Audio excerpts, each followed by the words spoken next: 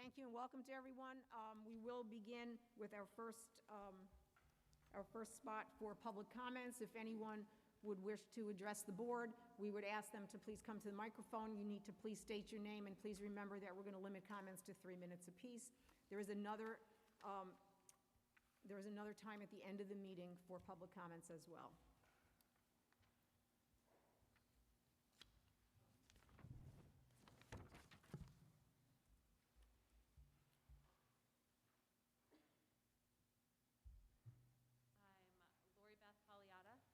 Lori, can you get just a little closer? Thank you. Sure. Oof.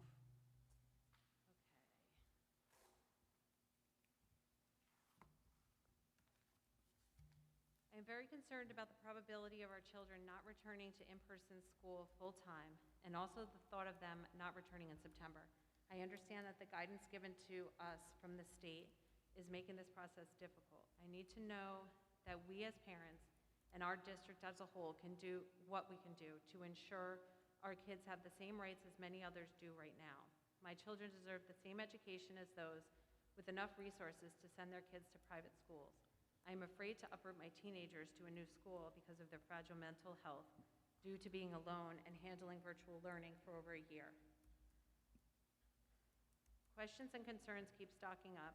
Between the quarantine rules being way too strict to keep our kids in school once they get there, and now the uncertainty of the older kids being allowed 3 feet between seats instead of 6 feet, I feel completely stuck and confused. Where is our guidance and help in assuring their safety and their right to live free while getting an education? I understand Dr. Gilman is holding us back from changing our quarantine rules. I also understand that a lot of these guidelines are just that, guidelines. When will we start using our common sense and feeling that our kids' education and socialization is top priority? That's it. Thank you. Thank you very much. Anyone else at this time? Good evening. My name is Kevin McKay, and I'm here on behalf of my daughter, Kristen, who is an 8th grader, and for the second time in as many months, she's come into some kind of proximity rules against a team that played in after-school activities. We're now restricting these kids to another 10-day quarantine. This happens to be the second one that we're entering. And so I'm really concerned that those individuals here who are appointed and elected are not doing enough to solve this problem, that these kids are now going to be dropped out of school for another 10 days, dropped out of all social activities for another 10 days when she was potentially 12 to 15 feet away, fully masked, and now is in this space where she happened to spend the afternoon in tears trying to get through a second quarantine. And I look at this bright group of people and I say, why is it that you guys can't solve this?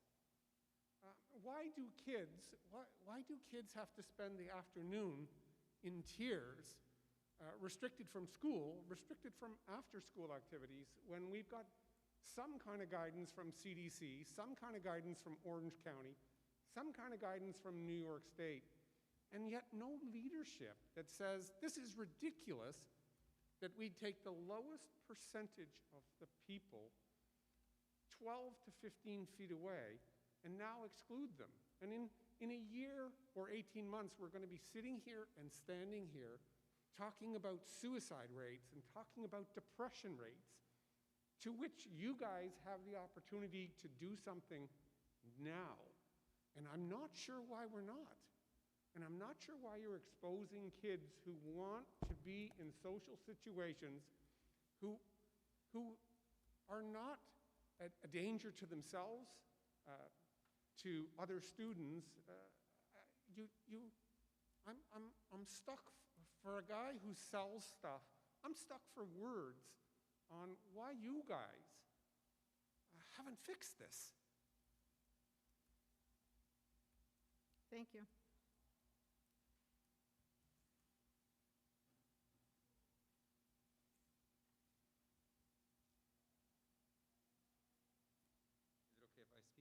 Absolutely. Okay. So I'm Brian Colsant. I work as a primary care sports medicine doctor at West Point. And I'd like to echo what Mr. McKay just mentioned. There's no way with that kind of exposure that West Point would shut down and quarantine those athletes with that exposure. And if you need help from the medical side, my wife and I have made ourselves available to you as a resource. If you need help doing contact traces, if you need help understanding what those requirements are for proximate contact that's going to put them at risk. These girls are not at risk. They're doing above and beyond what is necessary for those kind of sporting activities, and they should not be sent to any kind of quarantine. If anything, if that girl was unmasked directly across the net, potentially you quarantine the one individual that was face-to-face with her if they're at the net together. But that's not how volleyball's played. They're rotating, they're moving, these girls are masked. That's above and beyond. So I wasn't prepared to talk a lot about that, but I think it's important to at least mention that. What I would like to say is that I'm proud that the elementary schools are going back, but it's not enough. We've got 5 grades in, K through 4. We still have 8 grades that are not full-time in person. So it's important that we keep pushing to solve this full-time in person to get these kids the education that they deserve. And I would also look forward to including 5th and 6th grade because of the way that their ages are split and the way that the medical community labels them as part of that elementary school group. Because again, medically, they're considered that same at-risk group.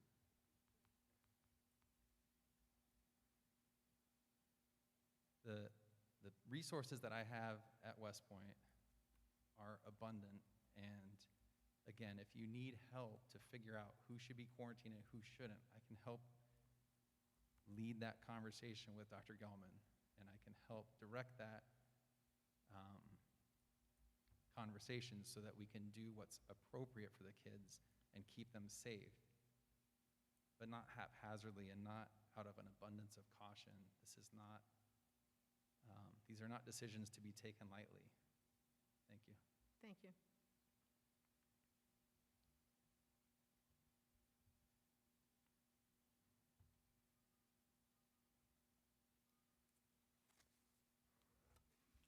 Good evening. I'm Ann Degnan. I wasn't really prepared to speak, but just while I was sitting there, I'm a pretty rational person, and common sense, I feel like, has gone out the door in the last year with a lot of people, and understanding how this is all working and how we're quarantining people. Just think for yourself. How many times are you in the supermarket around people? How many times have you been called by Hannafords to quarantine you? And how many times have you been okay? You know, we're all doing the right thing. We're wearing the masks. And if you look at other states who have kids in 5 days a week, Jersey doesn't even quarantine people in many districts at all. They don't even know if there's a case, and I understand it's a totally different state, totally different health department. But if we can use all this to go forward and change things, also consider, too, the hospital census. That's one of the most important facts here. It's down right now. If the hospital census is down, it means that people are either asymptomatic or with minimal symptoms. So if that's the case, then we need to think about that. I have a son. He ran cross country, and a couple weeks ago, he's wearing his mask. He's a rule follower. He's afraid to take his mask down. He comes out of the woods and starts throwing up 50 yards from the finish line. Throwing up. Then he collapses. Why? He's breathing in his own air, the oxygen that you need so badly. And I'm glad that they're playing sports, but they're outside. Let's really use the common sense here, because I think it needs to come back. Thank you. Thank you.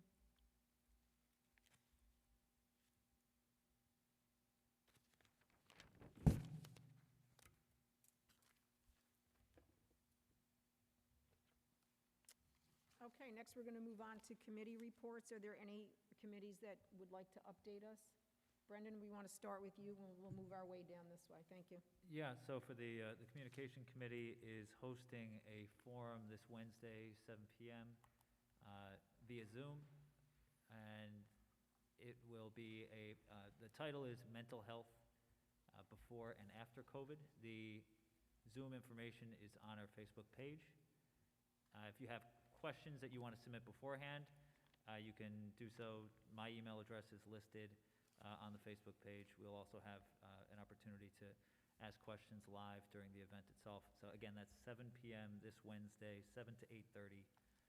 And again, check our Facebook page for those dial-in details. Thank you. Larry?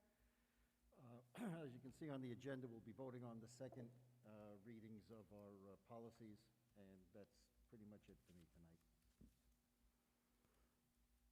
Okay, thank you. Anyone else have any committees to update us on? Okay, thank you. Next up, Mr. Dade? Thank you, everyone. Great to see everyone this evening. Wanted to address some questions coming from the community tonight and for months. As the board knows, I've been, with your support, battling the proximate versus close contact issue with the state and Orange County.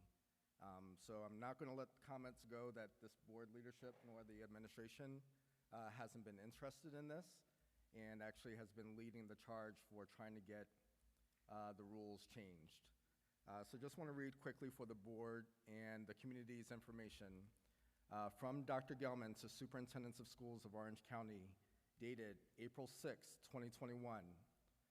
On April 6, Counsel for the Health Department and the County Attorney spoke with the Port Jervis School Superintendent, the BOE Superintendent, and the Counsel to the Port Jervis School District. Central to the conversation was my March 31, 2021 email in response to a question from the Cornwall Central School District as to whether there is any functional difference between the quarantine requirements for direct and proximate contacts. My view then and now is that there is no functional difference in terms of quarantine requirements for mandatory or precautionary quarantines under the state guidance. The state guidance document says, precautionary quarantine is required for a person who meets one or more of the following criteria: is known to have had a proximate exposure to a positive person, but has not had direct contact with a positive person and is not displaying symptoms. Emphasis added.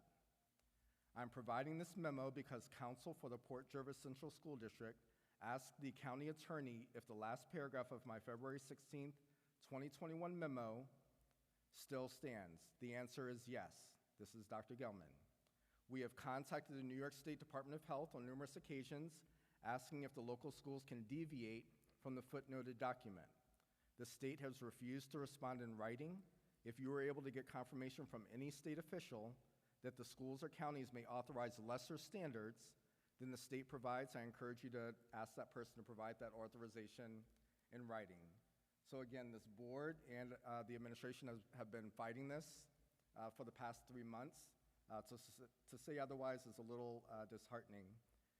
But we will continue to fight for what we believe is common sense, which is close contact. But until we can get the rules changed at the county level, we're just unable to do so. The other piece I just wanted to address was the recently released guidance from the state. In my letter to the community, I expressed that with that guidance, due to the great advanced planning that the district undertook with our amazing teachers, administration, our custodial staff, and the like, that we were still able to move forward with full in-person instruction for our elementary students. What's troubling with the updated guidance is that due to community transmission, depending on where the state says what data points we're using for that, middle and high school may not be able to proceed. That's not a board decision. That's not a superintendent decision. You all saw the guidance. It's on our website. You see it right there. Due to community transmission rates, that's going to determine whether we can move forward with our middle and high school full in-person. So again, we're trying to work as hard as we can, much like we did with this morning for our elementary students, but we're also expected to adhere to state guidance, which just came out this weekend. So continue to fight the good fight. Let us send note to your legislature, to state officials. We're going to continue to do so because we've been able to open safely since September 8th in this district. So we're excited to still explore that opportunity. We're still going to plan for that potentiality, just like we were prepared to open our doors this morning. But I wanted to end with that positive note. There is no better feeling than being in front of a school where buses are pulling up, cars are pulling up, loads of children are coming out and literally skipping and running into the school building. So this was an absolute team effort. So blessed to have teachers who have been through different iterations of instruction all year long, dating all the way back to March. And this is probably the happiest that I've seen not only our students, but also our teachers at the elementary level to get closer and closer to normal. So the 5-day in-person has begun. We're excited to plan over the next few weeks for middle school and high school, but we're going to need some help from state guidance to be able to do so. Thank you. Thank you, Terry. Although I was not on an email and letter writing campaign the last few weeks, I have been following very closely the Orange County data. My big concern is when we talk about community transmission rates, the CDC, at the same time as mentioning the word community, has also used the word county, and that's very concerning to me. We certainly, all of us, the board and the community, needs to push for the fact that a community should be a community, not a county, not a state. The community of Cornwall, and also New Windsor, which encompasses a good part of the district, has actually very low numbers. And when you look at the total population and you look at the positive numbers that we have currently, we are probably 0.5%. And so we need to certainly push that. And on the bright note, it was such a joy. Today I happened to be down in the village and to drive past COH and to see all the balloons outside, and I know the other schools were just as festive with things that they were doing. And again, it is wonderful to have our elementary schools back, and as Terry said, we are fighting to get the rest of the kids back because we all know how important that is for every one of our students. And that is all I have for my update, and we're going to move on to the consent agenda. The use of the consent agenda permits the Board of Education to make more effective use of its time by adopting a single motion to cover those relatively routine matters, which are included. Any member of the board who wishes to discuss individually a particular piece of business on the consent agenda may so indicate, and that item will be considered and voted on separately. Is there anyone here right now that would like any item pulled off? We have items 2 through 10. John? Anyone else? Okay. All right, is it recommended by the Board of Education that we approve the following consent agenda items as submitted by the Superintendent of Schools, items 2 through 9? Do I have a motion? So move. And a second? Second. All in favor signify by saying aye. Aye. Opposed? Abstentions? Motion carried, thank you. We'll go on to item 10. Annual meeting, 2021-2022, budget vote and election. Resolved that the Board of Education does hereby approve the notice of the annual meeting budget vote and election for the 2021-22 school year retroactively to the first required publication date of April 2nd in the district's official newspapers. Do I have a motion? I'll move it. And a second? Second. Discussion. John? Hey, thank you, Nancy. So, we're embarking on now in-person schooling, and certainly we're going to be doing an in-person vote with obviously some ability to do absentee balloting. The last time we did in-person voting was 2019, and as I recall, it was not done at the middle school, which this document suggested it was going to happen. It was done off-site at a place that was deemed to be safe and secure. And so I guess my question is, if we're moving back to the middle school, have we done a sufficient scan and an assessment to make sure that the middle school now is safe and secure, and that we have a situation like someone votes and they happen to have COVID, that somehow the fifth grade class that was walking by them at the time they walked in does not get affected by it. So my question is, Yep. have we done the necessary assessment to get back to the way we used to do things? Yep, Harvey, I'm going to defer to you. So with respect to all the voting and the board elections that day, we are following all the guidelines as laid out by the Orange County Board of Election, which also follows the guidance from the New York State Board of Election. With respect to having it back at the middle school, we are taking extra precautions. We're doing things a little bit differently in terms of the number of entrances into the building, in terms of the number of security personnel, things along those lines will be followed. As well, once you're in the gymnasium where we have the vote, things will be a little bit different as well. All the various PPE that we use in the schools will be used there. There's also going to be the ability for everybody to be provided those materials if they do not have them. So we're pretty confident. These are going to be as stringent, if not more stringent, than those that everybody saw in the November elections. Thank you, Harvey. So it sounds like we've planned appropriately, we've corrected whatever deficiencies existed in the past, and we're ready to execute again at the middle school with the proper safeguards in place. Excellent, thank you. Any other discussion? Is that also, I was just chatting with Larry for a second. That's also going to be an articulation day, right? So the kids aren't going to be in school that day anyway. Oh, sorry, my bad. This is next year's. Yeah, that was a slight change. Okay. So next year that's going to yeah. happen. The superintendent conference days were all loaded at the beginning of the year this year. Okay, all those in favor? Aye. Aye. Opposed? Abstentions? Thank you, motion carried. Okay, new business, non-consent items, adoption of the 2021-22 calendar.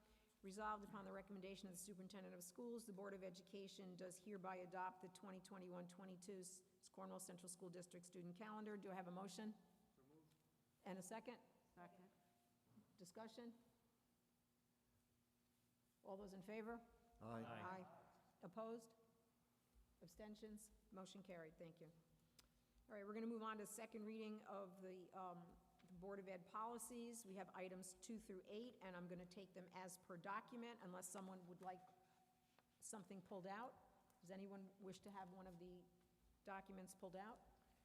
Okay, so resolved upon the recommendation of the superintendent of schools, the Board of Education does hereby accept the second reading of board policies, items 2 through 8, as per document. Do I have a motion? So moved. And a second? Second. All those in favor? Aye. Opposed? Abstentions? Motion carried. Thank you.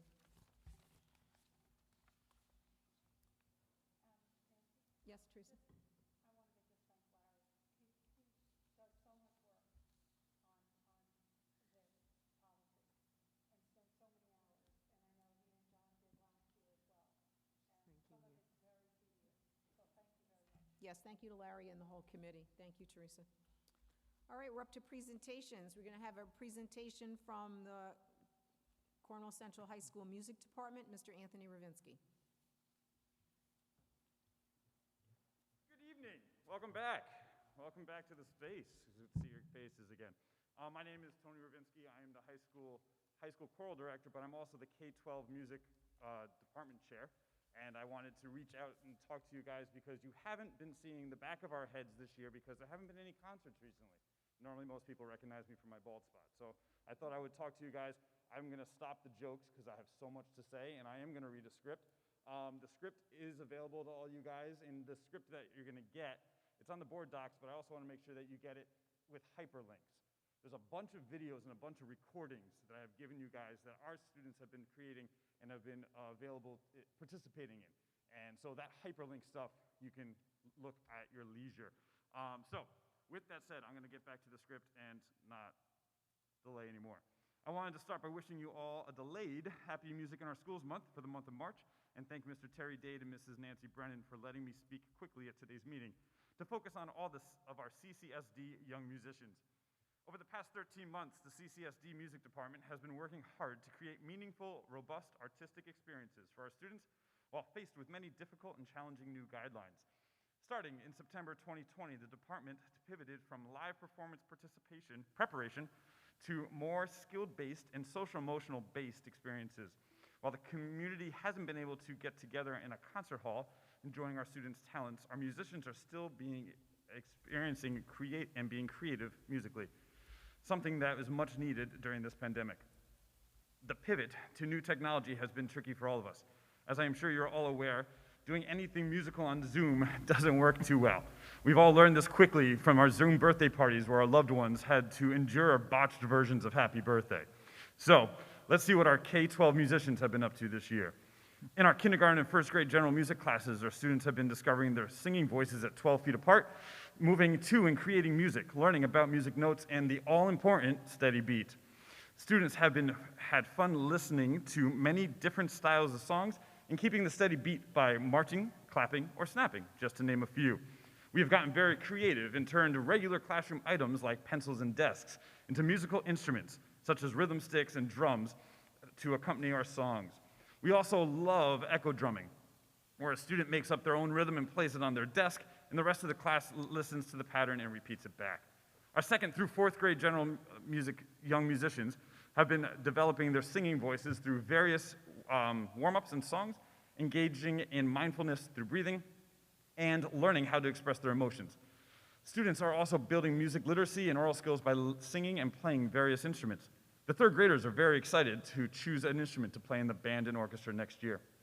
We are fortunate that our fourth grade beginning instrumental students have been able to meet in small person music lesson groups to start learning their instruments.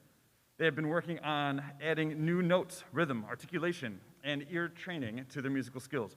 In addition, they are also learning how to practice effectively by discovering patterns in music, breaking the music down, and walking through the transitions before tackling an entire song. I'd like to congratulate them and take a minute to congratulate the 96 fourth grade band and orchestra students who participated in our virtual instrumental recital, and that link is in that Google Doc. Our middle school musicians have also been extremely active and creative during the pandemic while enjoying such lessons as Rhythm Jedis, creating film scenes based on movie scores, understanding the evolution of song, and composing their own personal soundtracks. Back in the spring of 2020, the CCMS Music Department also did an interactive masked singer contest featuring the supportive and talented middle school staff. It was great to have so many staff members submit videos to our students to listen to and guess who was singing. The 5th and 6th grade chorus have just submitted their videos for the PTX music video, while our 7th and 8th grade chorus student members are working on their Hamilton medleys and going to talk about the background on how it was cast and developed. While all of our vocalists and band students have been performing 12 feet apart in our auditoriums and classrooms, we have still been able to perfect our musical skills and improve our confidence as young adults. I have always felt that we are not necessarily training the next Louis Armstrongs or Mariah Careys, but we are building confidence in our students to be able to present something to be confident and during that presentation. Being 12 feet apart this year has definitely worked on their confidence building.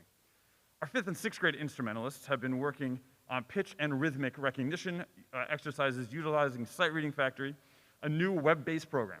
They continue to work on tone production and to perform independently on their parts in the contents of an ensemble selection. Our 7th and 8th grade instrumentalists have been refining their rhythms, arpeggios, learning to orally recognize intervals, reinforcing the performance of new scales, and preparing solos in order to develop their independent practicing skills. They have also worked with Sight Reading Factory during their fully virtual instrumental lessons. An exciting pivot that the CCMS the band program did this year has been the introduction of the B-flat blues scale with call and response, individual 2 and then 4-bar improvisation, and then finally playing along with the blues backing track. The high school choral program this year has been singing a variety of music, from Broadway to classical, pop to doo-wop, at 12 feet apart. Since the safest place to sing is at home, during their remote days, they have been using Soundtrap, a computer program, to record themselves singing their vocal parts along with T-Rav in their earbuds. That's me, if you didn't know. Anyway, I had to have one joke. This basic recording software is a way to eventually bring together all their voices into one mostly synchronized group sound. I'm trying my best. The high school instrumental program has been integrating computer programs such as Smart Music, Sight Reading Factory, and Flat Note with our pieces for our in-person and virtual lessons. This year, our musicians have had a great emphasis on the individual's fundamental skills, including scales, techniques, intonation, and improving their tone. All this is done through lessons and a focus on solo repertoire. Throughout the year, the high school instrumental students have been making recordings at home and in small cohorts to capture all of their hard work and progress throughout the year. The high school students submitted holiday recordings back in December to bring some much-needed holiday cheer to their families and the community. Those recordings are available to you, and unbeknownst to me as I wrote this weekend, Mr. Hoover and Mr. France also have a piece from the jazz band and the orchestra that they recorded in their cohorts and mashed together. So that is also in those links for you guys. Here in Cornwall, we are very fortunate to have several extracurricular activities running this year. Our middle school ukulele club has been running virtually this year, along with the drama clubs at both the high school and middle school. The middle school's drama club production is in the process of creating their movie music production of Schoolhouse Rock Live-ish. And the high school drama club is actually rehearsing live for our outdoor production of the 25th annual Putnam County Spelling Bee in May. This was after their full remote Zoom winter production of It's a Wonderful Life. All of our music staff has been working hard with over 130 of our young musicians in preparing them for the very first ever virtual NYSSMA Solo Festival this spring. The select choirs at the high school will be releasing their 2021 annual a cappella night tomorrow night, and this concert features the virtual performances by the Love Notes, Treble in Paradise, and the CCHS Concert Choir. That recording is actually going out before the kids see it, so if you have a student at home, don't share it. You're going to see it tomorrow. It's important to understand why, when you see any virtual ensemble performance, that even though it might just be 3 minutes long, it represents over 200 hours of work for the students and the group. Although virtual ensembles are a great way to showcase what you can do during a pandemic, they are in no way a replace of the authentic music making that happens in these groups and the community feeling that is created in these ensembles. Finally, some quick student updates. And these are like big deals because these guys have worked really hard. Zach Hummel participated in all-national concert band back earlier this year. Jonathan Archangel participated in a NYSBDO, which is New York State's Band Directors Association jazz ensemble, where they have 3 saxophone players from the entire state. And both of those recordings can be found on your links. At our state level, Joshua Sandler and Alex Raposa participated in their all-state choirs, mixed chorus, and a jazz ensemble, vocal jazz ensemble, and their performance was highlighted last night, actually premiered last night by NYSSMA. All those links are in that page. Also, along with OCMEA, has honored 37 of our high school students through their high school honor festival this year. I know this seems like a lot, but we want to thank the CCSD administration and community for working hard to keep music in our lives during this challenging time. And all of our students have used music to get through this pandemic. A big shout out goes to the parents and for continuing to encourage their children to practice and perform at home on their temporary stages. Hopefully they'll be back here soon. Below are some testimonials. So in here is the testimonials from a bunch of students throughout the district to show you how music has affected them and why music is important. And that is a K-12 thing. That testimonial that you'll see, I do want to put into the social media world, and we can talk to central office about that. Thank you all for your time and support, and I hope to see you back in the concert hall next winter for some live music. So sorry for the quick talk. It's all there if you ever want to figure out what I said. But I had so much to say, and this is a condensed version of what came into me. So thank you for all your support over the years, and we hope to see you guys back in here soon where we're performing again. Mr. Ravinsky, thank you so much, and the dedication to the music department is phenomenal, and on behalf of the board and the community, we thank you for everything that you continue to do for our students. Thank you so much. Thanks, guys. Next up for presentations, we have Mr. Sean Danishvar, who will give us a Smart Schools Bond update.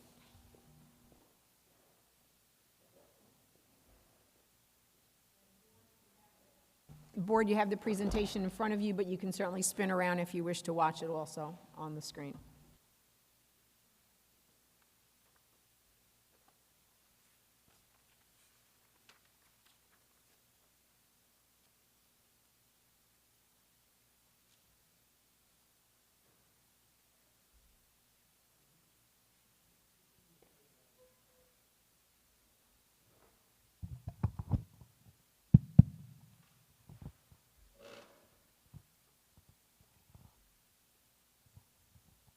Good evening.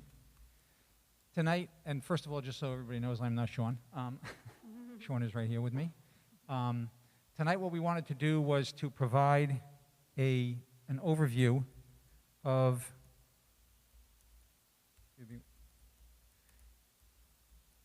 we wanted to give you an update with respect to the Smart School Bond Act. It's been quite some time since we've looked at this and visited this, and it's really very relevant in today's times with respect to the needs that we have technologically. So let me begin. So first of all, it's important to keep in mind that this was part of a $2 billion bond that was passed by taxpayers in the state. It was at the polls. Excuse me. It wasn't here in the district itself. And this goes all the way back to November of 2014. The district's allocation out of that $2 billion is just a little bit more than $1.5 million. It's important to note that there is no deadline with respect to spending the money. There's nothing that says it's going to expire if we don't use it tomorrow. What could we use it for? The three key areas are classroom connectivity, classroom technology, computers, so forth, as well as security and safety measures. It's also important to note that the application to use any part of this funding is extremely lengthy, it's extremely detailed, and it requires approval from the State Education Department before we can spend a penny.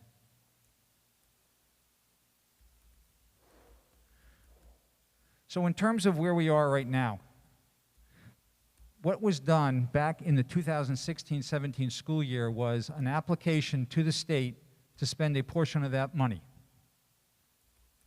It was $1.15 million of that entire $1.57. What was it used for? What was it designated for? $213,000 was for classroom technology, specifically computers. That has been spent, that has been received, and it's being used. The second portion, and the larger portion, was about $950,000 for broadband wireless connectivity in the schools. This has to do with the rewiring of the entire district, bringing the connectivity in every classroom, every hallway, every space available. That has not been done yet. That leaves us $421,000 for future use. The original plan earmarked that for future use as opposed to immediate use. The reason for that is because, as we all know, technology has a lifespan. We need to have an obsolescence cycle put in place, and this will help us do that. So what's our path forward? Our path forward is what I will call a plan modification. The scope of what was approved for that $1.1 million that I just mentioned to you was for broadband wireless connectivity in the schools, but it is no longer needed to the extent to which that plan had in place. And the reason for that is because our technology department, under Sean's guidance, has been able to undertake a great deal of improvements and work themselves, and it has consequently reduced the scope of what's necessary. Now, the good news for that is the less we have to spend on cabling and wiring, the more we can spend on classroom and student technology, such as Chromebooks. So our path forward is the approved plan that we have in hand right now needs to be modified and submitted to the State Education Department for approval. Now, it's important to note that part of the connectivity plan requires us, when we rewire, to go through what's known as fire stops. A fire stop is something required as per state education, so that if there's, God forbid, a fire in one space, it doesn't spread to another. What I'm talking about specifically is when we go from a hallway into a classroom with the wire, we have to break through a wall. That hole is probably the width of a pencil, but nevertheless, we're breaking through a fire stop. Consequently, we have to file with the facilities planning a specific plan, much like any other capital project. So that portion of the plan needs to be updated with the State Education Department, and we need to get their approval for that. The other part, which is really the investment plan in the actual goods, so to speak, that has to go through SED at a different level. So like I mentioned, it's very detailed and it's a bit lengthy. So the capital project approval process right now is running about 10 to 12 weeks. As far as the investment plan approval, that's a little quicker, 6 to 8 weeks. The only variable here that could change this is it's all predicated, they're just, individuals up there as well. It's predicated on the number of districts who are submitting plans, modifications, etc. As far as the scope of work, I'm going to turn it over to Sean. Take over. Thank you. So I just wanted to, when I came here in September, the mission statement from the superintendent was to improve our infrastructure and making sure the teachers and staff have fast computers to do their work. To that extent, we have upgraded hundreds of computers for teachers and staff, and we are still doing that. And in regard to infrastructure, our team and I, my team and I went through all the buildings. We found out what we need to do. So we have made a lot of progress, but there are more to be done. Now, what have been done and what needs to be done next step? We looked at our routers, switches, firewall, wireless, and we made a lot of changes. And now we have got to the stage that we need physical cabling. So what does that mean? Our wireless infrastructure we have to put a wireless access point in every classroom. To do that, we need the cabling and we need the wireless access points. And that's why we went out and talked to a few vendors to do, so if you look at this, there's a wireless access point we're gonna have in every classroom. That includes the cabling, the actual wireless access point. We're also gonna put in 2 Ethernet network ports in every classroom. And the other thing is we have multiple network closets in every school, and the fiber between them is very old. We are going to replace those fiber also. And the other thing, what I was told was during the pandemic, we had classrooms outside. So we're gonna put some wireless antennas outside of the buildings. And so this way, if you're having if teacher wants to go out and have a class outside, they can do that with those antennas that we're gonna put up. And finally, there came up that there was a need for streaming maybe a football game in the middle school. So we don't want to dig, after talking to Walter, we don't want to dig anything, dig the ground. So we're going to do a point-to-point access point, and we'll have a nice wireless in the football field in the middle of school also. Any question on these?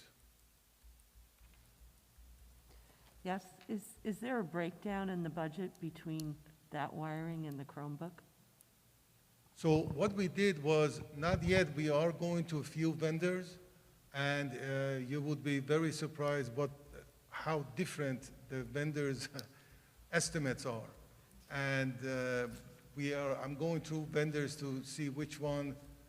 I've had experience with few of them, and look at the best price we can get. Okay, thank you. Please remember, though, we cannot buy the Chromebooks right now, even if we had the budget for it, because the wireless infrastructure has to be in place first. Okay, thank you.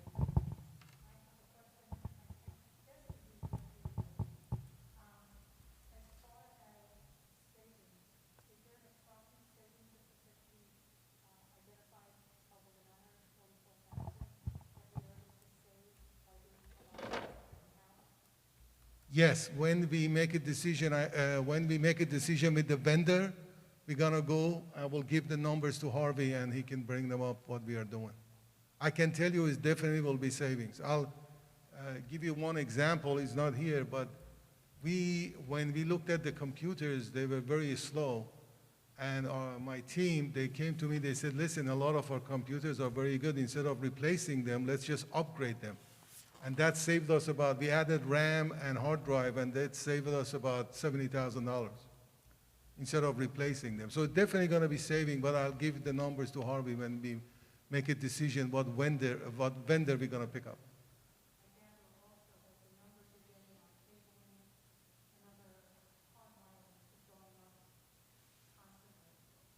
So in my experience, usually what happens, to be honest with you, is not going up. Some vendors, not all of them, they look at how much money you have for a smart bond, and magically the number they come up with is very close to that. Some, not all, I'm just saying. So.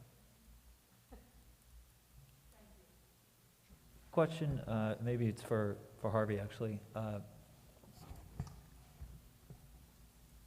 Sorry, John, were you speaking at the same time? Brendan, you first. Oh, no, sorry, okay. I saw, my brain didn't know what to do because I was speaking, they were looking at you, and I thought maybe I had missed something entirely. Okay, I felt like the dummy with the ventriloquist, you know, everyone's looking at me like I'm the dummy. We're basically just saying the same thing anyway. So, of the 950 that is allocated for Wi-Fi, does that have to be spent on Wi-Fi? So let's say we do say, to draw it down the middle, we save, you know, $500,000 because we've done a portion of the work in-house, and we have $450,000 left over. Can we then use that for devices, Chromebooks, or is it earmarked into a certain category? Good question. So it's important to note, as I mentioned, when you start this process, it is so detailed and lengthy. What we are fortunate to do here is just modify the plan. The state education has a different path that is much quicker. So, to that point, we have been approved for that 1.57.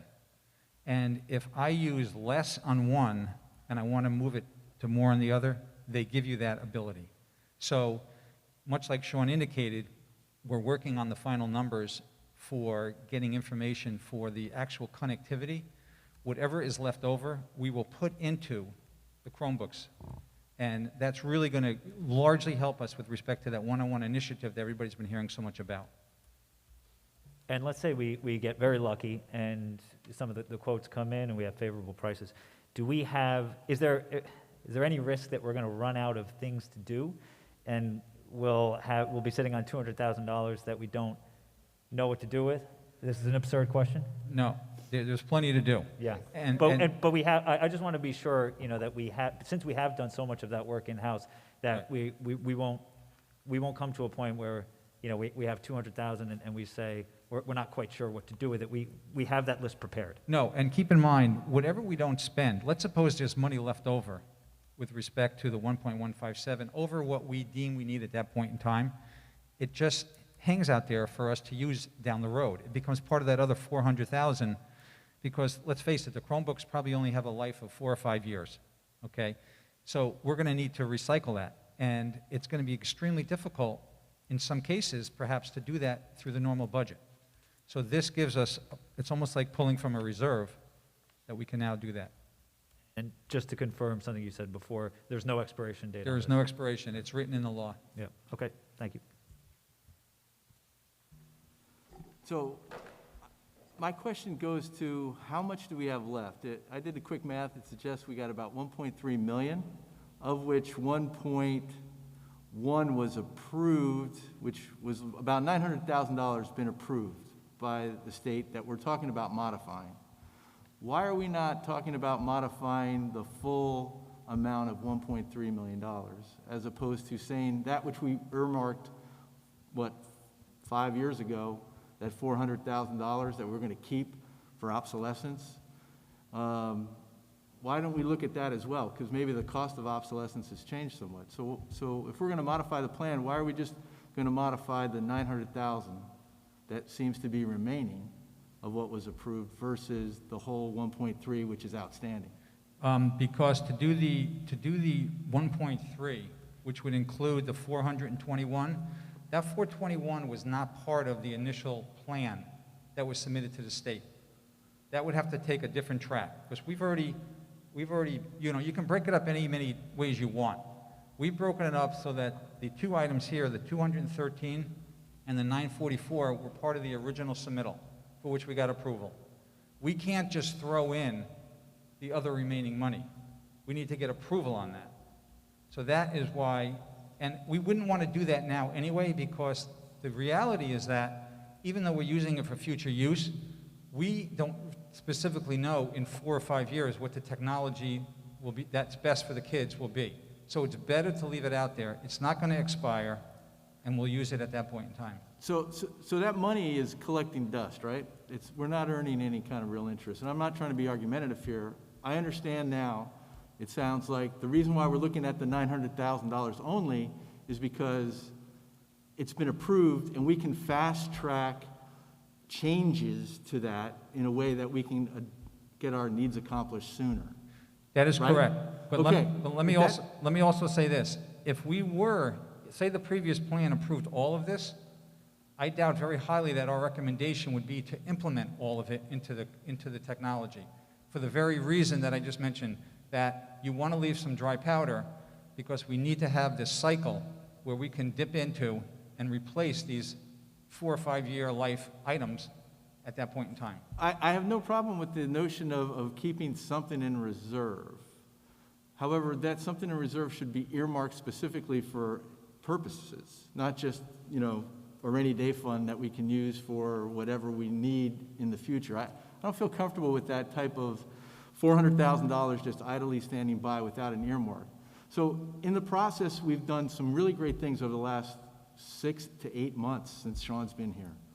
Why are we not relooking that portion of the plan that was kept in reserve, that $400,000, and look at it now at the same time we're looking at modifying the plan? It doesn't need to go to the state.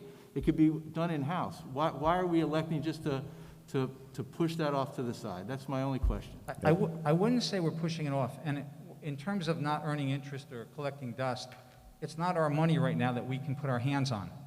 We have to apply for it. And the actual methodology that they use is we have to spend the money and then we submit for reimbursement. Okay? So we couldn't get our hands on that anyway until such time as we have laid out the money. Yeah, until we have a plan, right? We can't lay out the money until we have a plan, but we're saying we're not going to have a plan to lay out the money because we're just going to take a couple of years into the future to hold that money. The way that I was explained it is that initial allocation is going to look so different that we can't make a plan until Sean comes back with a quote. So once we get the best quote for what we want to do with infrastructure, then we can look at all that's remaining and then designate what that funding should be. If it's 200,000, then that puts us in path one. If it's 750,000, then we're talking about a whole different type of application. So I think step one my understanding is, of that 900K plus, what is our new quote based on what our needs are for the district? See what's left over in addition to what's left out there, and what's our plan moving forward? Is it to go forward with one-to-one district, and then we would have to sweep some other funds in to make that happen? So I think right now there's so much unknown because we don't have the actual, I'm looking for security in what is going to get our infrastructure taken care of, look at what's left over, and then see what we want to do as a district, and that would come back to the board for that piece. So this piece was to bring everyone up to date on what we thought we needed is no longer true. Right. What we need now, it looks completely different. That's why we're revising what we're able to do, and that's the fast track. It's not going to just sit out there in perpetuity. It's, let's look at what's remaining. Do we want to go one-to-one as a district? And when you go one-to-one as a district, you have to put something in reserve to recoup. If we were to come to the community 2 years from now and say, some Chromebooks for elementary are obsolete and we don't have the funds to replace them, we would no longer be a true one-to-one district. So I think that's what step one is get that new quote. We would bring that back to the board, look at what's remaining from that 900K, see what we want to do with that funding, because that's the fast track, and then see what, do we need all of that 400K for obsolete, or can we sweep some else into some other district needs? Right, so this is going to be a multi-step process. Absolutely. And the first step is address this. Right. But that 400 is also on the table to be reassessed. Absolutely. Thank you. Absolutely. I have a question regarding unfortunately, my distrust of the state and the fact that they tell me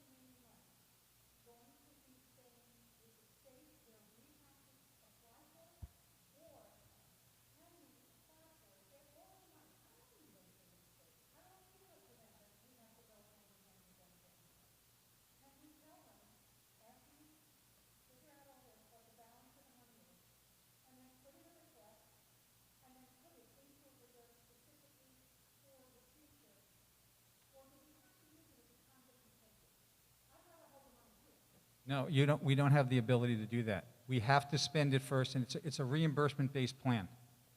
The only thing I can tell you is I do share your, one never knows what the state may change and do, but there's a comparable program that was enacted back in 2006 by the state for schools. It's the XL aid for buildings. That's still very much alive. Some schools, believe it or not, from 2006 still have money left over from that, and they haven't done anything, in terms of cutting that.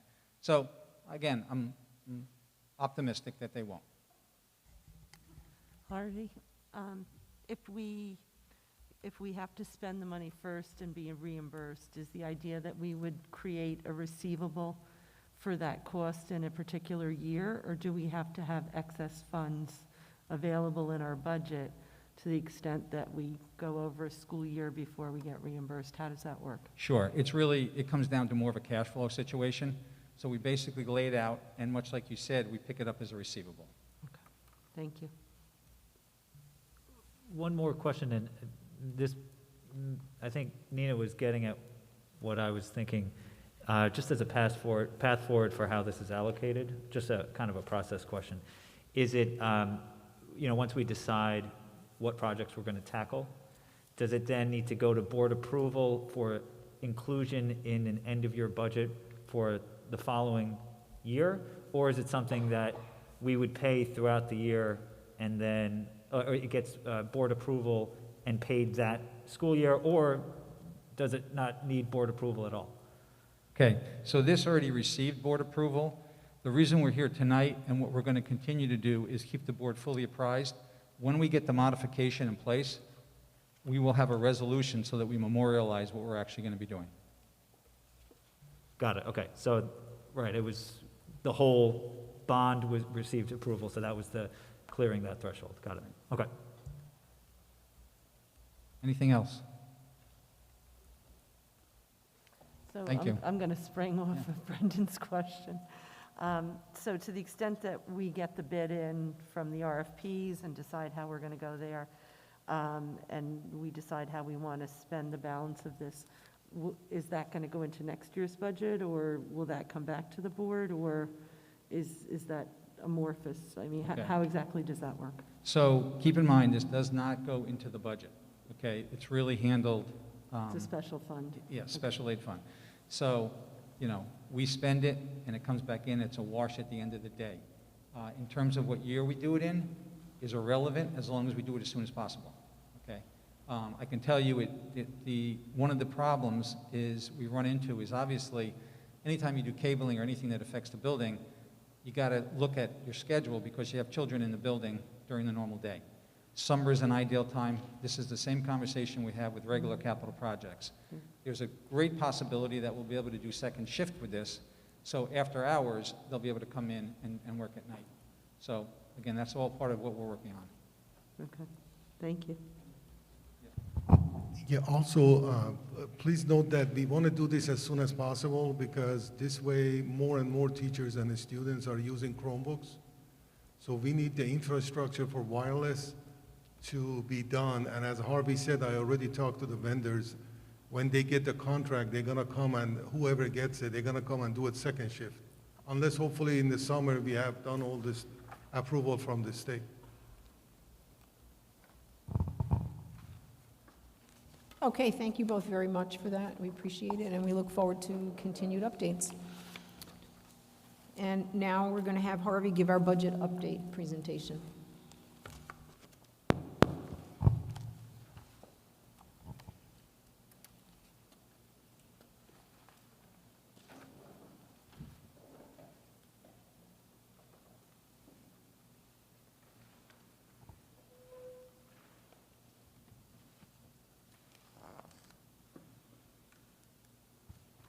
Okay, so tonight we continue our budget discussion. I'm happy to say that many, if not all, of the key items that we had opened that were affecting where we would end this process have been received or are now known. And I'm also happy to say that it's ending such on a very positive note. So the first slide that you have here, as I've done in each meeting, I've started with kind of an overview, high-level overview, and then we dig down. If you look at our last meeting on March 22nd, we had funds available from everything that was known over the rollover budget of about $122,000. What we now know and the information we've received, I want to focus on the new rollover as well as our proposed. So looking at the rollover budget, at the expenditure side, there's not too much of a difference, about $76,000 of a reduction. The revenue, though, you might note, is up quite substantially. Again, on the rollover, we were still speaking about a $3.2 million allocation, or what we call an assigned fund balance to the levy. And with a rollover budget, that would translate into almost $2 million available. What we're going to be focusing on tonight is the proposed budget, which is in green. I say proposed because this is the budget that we are looking for the board to approve. Not tonight, but that's at the next board meeting. So the numbers right there, the $76,636 on the expenditures we're going to talk about in a minute. The revenue, we're going to talk about that, why it's a slight difference. And you'll also notice that the assigned fund balance has dropped almost $1 million. And our surplus, or our available funds, is down to zero. So what we're really saying is we're taking that almost $2 million and we're allocating it across a host of different things with respect to the budget. So let's dig into this a little bit. We're going to start with the rollover budget because that's what we've always been talking about over all the past meetings. So these numbers, this is just to keep consistent with respect to what you've received previously. So these numbers tie into the previous page. It just gives you a breakdown over all the various key categories that we've been talking about in the past meetings.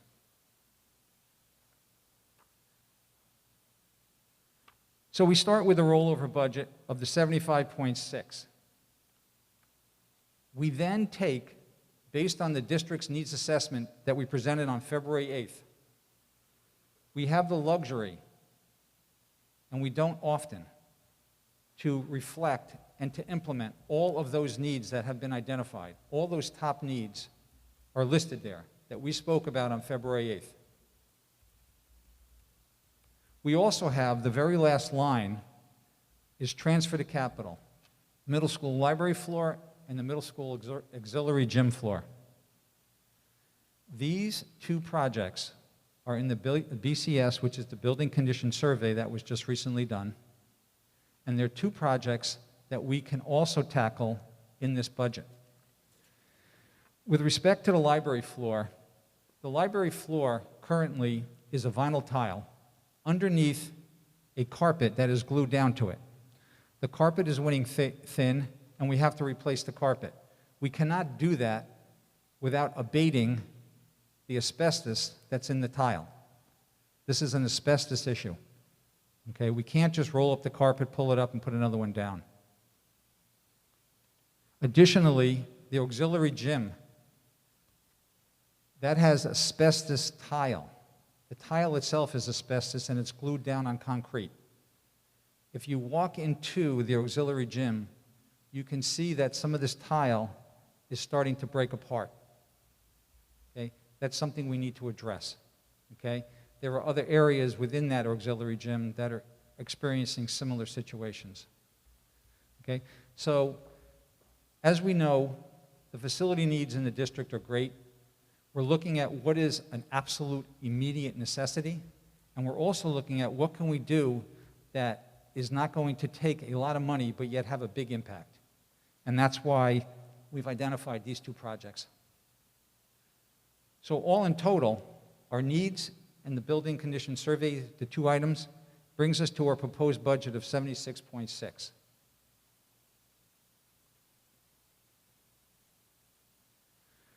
So of course the big question is, how did we get here? You know, we're putting out a budget now that's a bit higher. How were we able to do that? Well, over the past 2 months, since February 8th when we talked about the needs assessment, a lot has happened. The very first item there is, the big key is the New York State budget being enacted, and our aid, our state aid, has increased significantly, as has every other school district. As you can see there, the district is going to be receiving an additional $1.958 million in state aid. We also received, as you must have heard, you know, anytime you turn on the news, with respect to the stimulus programs that the federal government has enacted, we have been allocated $5.1 million in stimulus money. I'm going to talk about each of these in more detail. The next item there, we received a total of 7 teacher retirements, a clerical retirement, and a groundskeeper retirement, which created savings to the district. Additionally, this budget that we're putting forth here, or we're proposing, reflects a 1.79% increase in the tax levy. You might remember, up to this point in time, we were talking 2.2. We've brought that down to 1.79. And lastly, we've had some small modifications to our special needs students, specifically with respect to the high costs associated with taking them out of district and the facilities that they go to every day. So those are the key items that are allowing us to do this. Let's look at the big dog in the house here. I mean, it's the state aid. We've heard what the legislature have done. This is what it really means. For Cornwall School District, the increase in our aid was almost entirely related to foundation aid. So here's what it means for us. The total foundation aid that's due the district is $19.7 million. That's what's due us. They are only going to pay us next year $14.1 million. Now I will tell you, previous to the enacted budget, that was $12.1 million. Okay, so that's the $2 million, almost $2 million that we are receiving of an increase in foundation aid. So there is a remaining portion that the state has identified of $5.6 million that they still owe us. What they have said in this budget is that that will be paid out 50-50 over the 2 subsequent years after 21-22. What does that come to? $2.8 million in each year. It's a lot of money. Keep in mind, our foundation aid this year only went up $2 million, and we were thrilled. They're talking 2.8 and 2.8. And for that reason, I have that note on the bottom. Similar to what was mentioned before with regards to the state pulling programs, I can't help but think this is very much contingent on the fiscal situation of the state. To look ahead, 2 or 3 years is wishful thinking. But the bottom line is that for next year, we are getting an increase of $2 million in foundation aid, and we will gladly take that. Let's talk about the federal aid, the stimulus aid. The $5.1 million to us, the allocation is given to us in what is known as a grant in aid. As a grant in aid, there's a great deal of paperwork that has to be submitted. It has to be accepted. We have to identify the purpose, the scope, the use. There's no shortage of forms that come with this. It's important to note that this money cannot be used as part of the general operating budget. That is why it is not part of what I just showed you previously. It is handled in what's known as the Special Aid Fund, and it's separate and distinct from the general fund. I can also tell you that there is virtually zero guidance on this, the use, and what we can do with it in any regard right now. The state has not issued anything. They're telling us that we will hear by April 30th. Now, a bit of good news is that these funds are not going to be expiring in 6 months or a year. As you can see there, that 5.1 consists of 2 key programs, and they go out 3 to 4 years. So again, I wish I can talk in more detail with this. I don't have a clue. No one has a clue what this can actually be used for at this point in time. But the good news is it's a lot of money, and we've been allocated it. So stay tuned. So let's summarize what we've just talked about. The proposed budget addresses the top instructional and programmatic needs of the district, many of which have been outstanding for many years. It addresses 2 key top capital facility needs: the library and the auxiliary gym flooring. It reduces the assigned fund balance down to a more realistic and sustainable level of 2.25. And lastly, it brings the tax levy cap down to 1.79%, which is well below our allowable portion of 2.74. If the board decided, they could go as high as 2.74. We're not going there. We're at 1.79. So what does this look like? What does this mean? If you look at the tax levy, what is the burden on the taxpayer?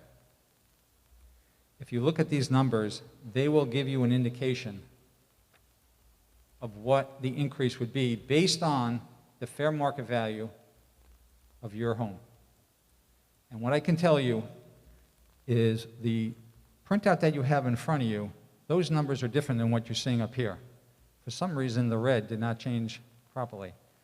But I will borrow, and I will, nope, you have the red one too. What I can tell you is that those numbers are approximately 25% lower. And I apologize, I don't know why that didn't update. But the reality I remember is that the $250,000, we're talking about $9 a month. And I will get the board that information tomorrow.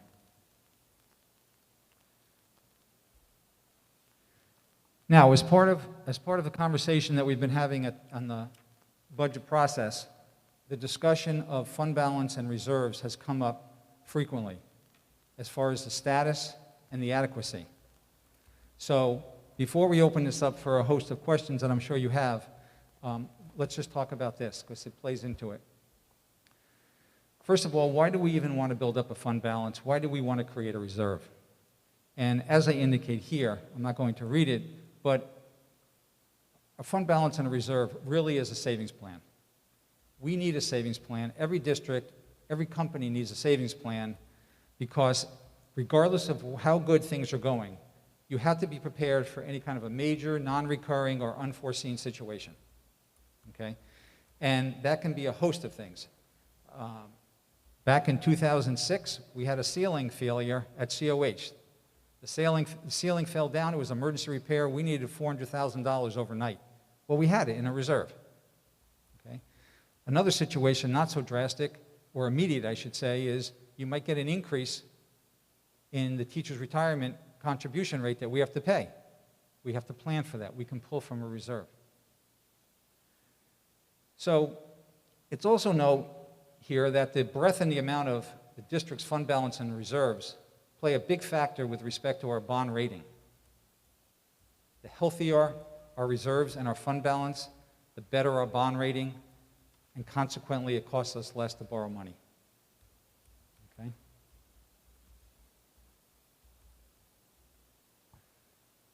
This is a snapshot of where we stand over the last 3 years. As you can see in total, with all of our fund balance and all of our reserves, we've gone from about 7 million to 9 million to almost 12 million. It's a pretty good increase. Here's the one problem. If you look in the 630-20 column, you'll see that the assigned fund balance jumped up to 4.1 million. That's what's being used this year to balance the budget. That's a third of our total balance of almost $12 million. So in total, it looks good, but that money is spoken for. So let's go through each one of these so you have a better understanding, not only of what they are, but it was also, I was asked to kind of give my professional thoughts with respect to what should these balances be? What should these reserves be at? So the first one here is the unassigned fund balance, okay? This one's pretty straightforward. Why? Because it's dictated by regulation. It cannot exceed 4% of your budget. We are at the full 4%, which is good, okay? I will tell you, and you probably may have heard, there are some districts that carry a balance greater than 4%. Yes, it's regulation, but quite frankly, there's no police that are saying, thou shalt not give it back, whatever.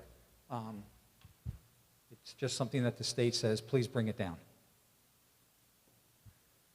The next item is the assigned fund balance. Again, this is what the board will be assigning to the budget to help bring the levy down. It's important that this is always kept to a sustainable and realistic amount, because if we cannot achieve that same amount the next year, we have a gap that we have to fill. And if we can't fill it, then we have to cut our expenses. And when you cut expenses, you know, we're a people industry, we're talking about staff, and that's not good. It's also important to note that the more you put into this fund, the less you have available to put into other reserves. And again, we're looking to boost reserves. So in terms of where should we be, what's an ideal number? Obviously, the best number is 0, because that means that your budget is not dependent on a particular savings account to help fill the gap. But looking at a realistic number of 2 million is what I would say that we want to bring this down to.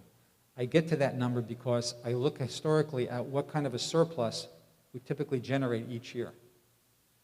And again, we don't generate that surplus because we build it into the budget.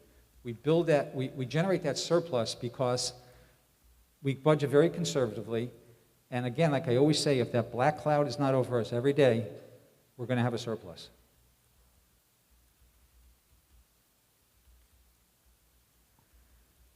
The next reserve that we have is the tax surcharge reserve. This reserve can be used to fund the amount of the school tax refunds we have to provide taxpayers who win when they challenge their tax assessed values of their homes or their properties. This is very common in every school district. Some school districts have more than others. I will tell you it's typically peaks and valleys in terms of what we experience one year and then the next year. Right now, we track every single tax cert that comes through the door. We have to be served so that we know, because we're a party to the action. Right now, the projected liability, or what I'll call the payout, on what is open is about $1.2 million. Now, in terms of where should it be, well, if you look at June 30th, 20, we're just short of $1 million.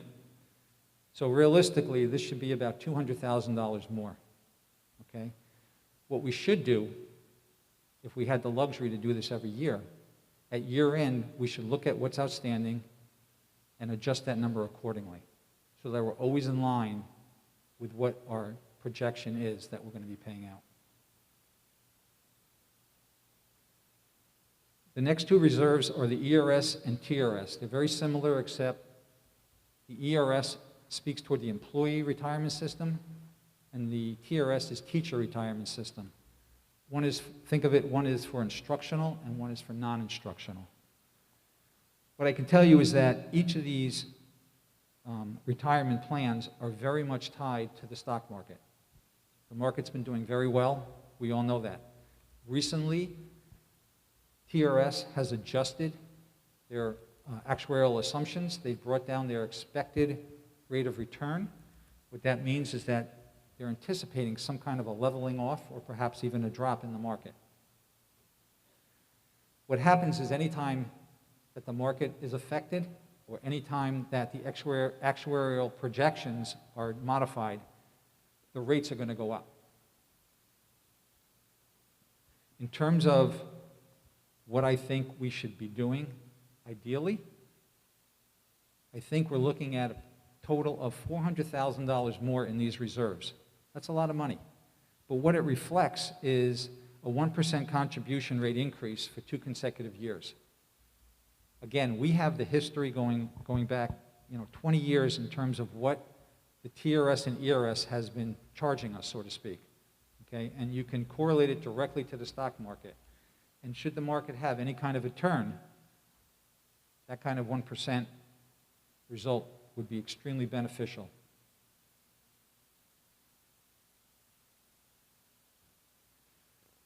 The next reserve we have is called the Employee Benefit Accrued Liability Reserve. When an employee or a staff member retires or leaves, if they have any kind of contractual benefit obligations that we have to pay, unused sick time, unused vacation time, this fund can pay it. Based on the fact that we have an approximately 7 to 8 retirements every year, we've been on kind of a steady pace right now, I believe that the current reserve level is where it is adequate. I don't see any need to add to that. Next, we have the Unemployment Insurance Reserve. This is to pay the claims that we are assessed by the New York State Unemployment Division. We are on what's known as a direct method. So whatever somebody receives in unemployment, we get a corresponding bill to reimburse the state for that. Okay? This is the state's a pass-through. They make the laws and we have to pay for it. So we pay 100%. Adequate funding of this would total approximately 2 years of anticipated claims, which would be $150,000. As you can see there, this fund, is very little. It's about $15,000. I'll take 15 over 0, but I'd like to see it up to 150. Last, we have our capital reserve. Again, as many of you know, this capital reserve is used to pay for future capital improvements to any of our facilities. When you use this money, what it essentially is doing, it's paying for the local share. So let me give you an example just so you understand this. we have an approximate 75% state aid ratio, which means we get reimbursed approximately 75% for every dollar we put into a capital project. That leaves the remaining 25% to be paid by the district, which means that the taxpayers have to pay it. So that 25% can be reduced to zero by using this reserve. We don't have to build it into the budget. We don't have to worry about that. The capital reserve that we have was established in 2018 with a maximum funding limit of $5 million. What that means is that if we came into, I'm making this up, but for an example, if we came into $6 million and we wanted to put that into the reserve, we could not. We only have, the board has only authorized $5 million at this point in time. Could they set up another reserve? Absolutely. So as you can see, we have approximately $2 million in the reserve.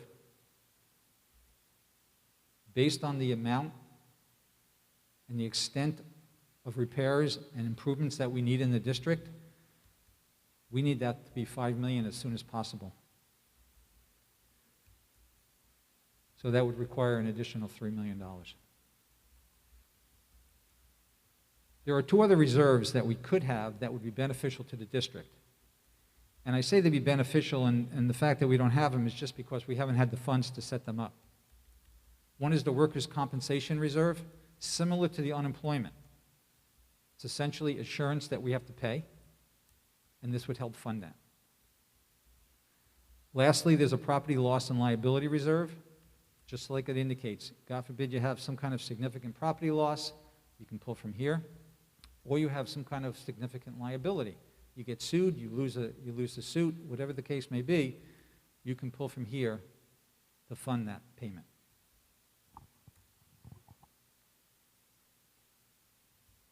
So lastly, as you know, we have one more meeting on the 22nd. And legally, we have to have the board adopt the budget at that point in time. I will open it up to any questions. Harvey, I'll start it off. So thank you for breaking it down, obviously. So it strikes me, I just want to go review some of the numbers, and we can just talk about what the choices are. So currently, for new needs, where we have roughly $1 million that we're allocating towards new needs. About $870,000 are, I'll just roughly describe as academic needs, and $130,000, $131 for capital. Now you've described, I think accurately, that the problem, the possible poison pill with the foundation aid, right? It is really dependent on what the fiscal situation is statewide next year and the third year. Even under the best case scenario, and we get funded, so we get an extra $2 million in foundation aid, that's still going to run out after 3 years, right? So for the fourth year, we can assume that we won't get any additional money, or certainly we can't plan on it. Would that be, you would say that's an accurate way of looking at it? I would say that's accurate. Okay.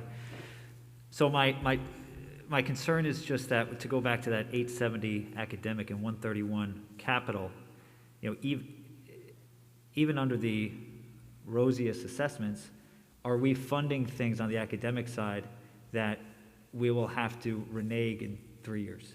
And would it be better to put that, because as you've described, we do have so many capital needs. Right. Since we have the money in hand and we only know that we're going to have it this year, would it be better to put it towards those capital projects? Good question. So this screen, with the exception of the transfer to capital on the bottom, everything else in green, as you indicated, comes to about $870,000. Okay? We're getting the increase this year in foundation aid that is helping us to pay for this. Each year thereafter, we are not going to necessarily have $870,000 of needs that we're going to have to just every single year add 870 or some other like-kind number. Okay? So typically when state aid is given to you, it becomes like the base. Okay? One thing I can tell you is they rarely reduce what you're currently receiving. Okay? So it creates a new floor. Does that mean they can't? No, I mean, they could, okay? And there are times, depending on the circumstances, you may go down, but not that much. So I'm confident that by doing this, it addresses our needs within our means, and we don't have to worry that we won't be able to pay for it moving forward. I appreciate that, and I guess that what's giving me pause is just that there's so much of this has been unexpected. You know, I totally hear you on foundation aid. It only seems to go in one direction, right? But then again, we didn't think we were going to get this much money to begin with. Right. And I'm just cautious about how the one-time infusion of cash may feel like a Pyrrhic victory, you know, and in 3 years, at best, you know, it could go away. But to go to another question about the federal aid. So I know you said there's been no guidance. Do we have a sense for what we would spend it on, you know, should the guidance be fairly loose? So would we, if we get that infusion of $5 million, what's our outlook for that? We could have that conversation. I just wouldn't want to waste everybody's time because we don't know what we can use it for. My best guess in terms of what we would be identifying is capital needs. Yeah. Okay, our buildings need a lot of care. Okay, so it is my hope that that $5 million is going to be eligible to be used in some form or fashion for facilities. And just to confirm, it wasn't spelled out specifically in this presentation, but these numbers are still assuming that $600,000 for the cooling tower coming out of the capital. That's already in there. Yeah, okay. Yep. Yeah. Yep. Okay, thank you. Harvey? Yes. The 1.9 thing this year isn't really a one-time infusion. It's really a raise of the base. Correct. So that what we're proposing to put into the budget will be funded next year also because the Right. funds will still be there. Right. It's creating a new floor. Right. It has brought the floor up. Right. Okay, thank you. I also wanted to mention, just to circle back to these $870,000 of these programmatic and instructional needs, keep in mind, this reflects an impact to every single building in every single level, which is something we have never had the luxury of doing. I mean, this is such a gift that we can take advantage of, that we have never, as far as I know, had the opportunity to do. So Harvey, one sort of big question and two more mundane ones.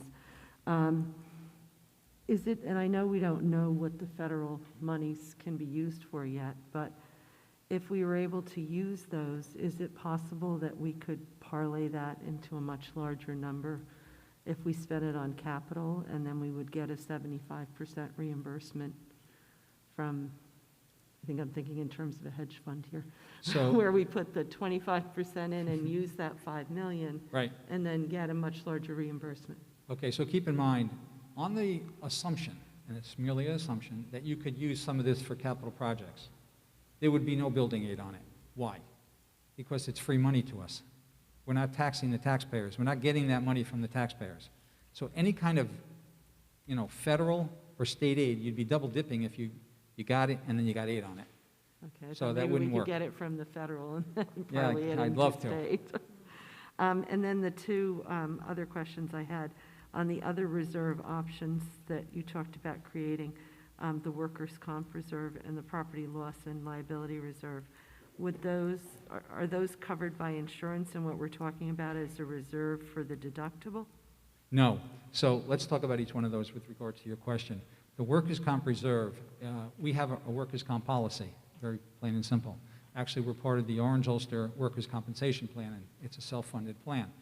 Our workers' compensation, I believe it runs somewhere around $350,000 a year, okay? Let's just suppose there was a big spike, okay? The purpose of these reserves, again, we want to stabilize. We never want to have peaks and valleys, okay? We want to just keep things level. If we get a big spike in workers' comp insurance premium, you could pull from this to keep it level. That's the purpose of that reserve.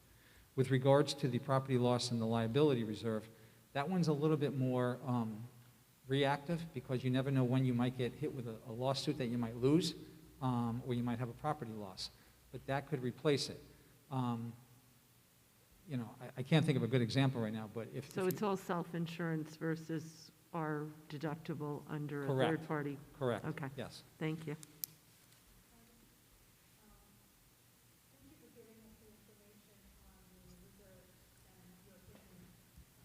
Teresa, can you use the microphone? The people who are seeing us on YouTube couldn't understand you before. Thanks. Sorry about that, Margaret.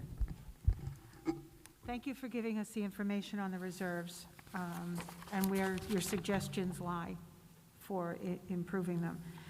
As far as the ERS and TRS, that's been a concern I've had since the beginning of the year. Just the market is great right now, but I remember in 2009 when there were double-digit increases to school districts. That's right. When the market tanked. That's right. And one district alone had a 14% increase just to make up the TRS. The other thing I wanted to ask you, and this has to do with I know one of the custodial workers is retiring. So you have a new one, a painter.